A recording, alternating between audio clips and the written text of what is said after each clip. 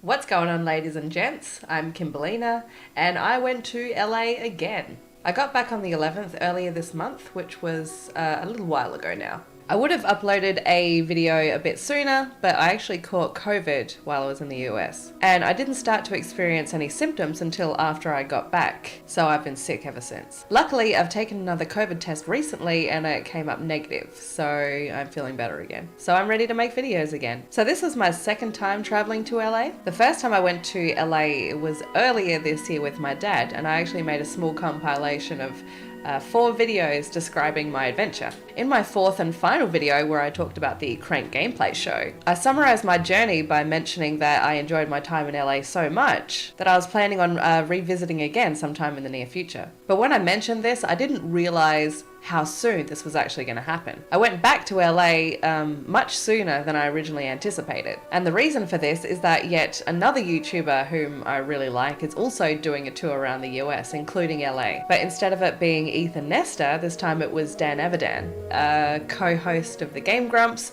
and also lead singer of Ninja Sex Party, both of which I like very much. After going to LA for the first time to see Ethan's show, this time I was going to be going to LA a second time around to see Dan's show. As it turns out that NSP, along with the Super Guitar Brothers, were going to be live performing a lot of their best music, including originals and also covers, with their up close and personal tour. When I found out, I didn't want to miss out on this opportunity, and I couldn't help but buy myself a VIP ticket. Because I'd already been to LA once before, it didn't seem like that big a deal to go a second time. The only difference from last time is that this time I wanted to go by myself. And I think part of the reason why I want to go by myself is because I'm always looking for new ways to challenge myself. I enjoy putting myself in situations outside my comfort zone because it's in these situations that I'm able to grow and improve as a person. Also, I just really wanted to see Dan's show, and I was willing to go to the other side of the world to make this happen, the same thing that I did for Ethan. The fact is, as long as my favourite creators continue to create art and put on performances, I'm always going to continue to see their work and support them, because they're not just creators to me.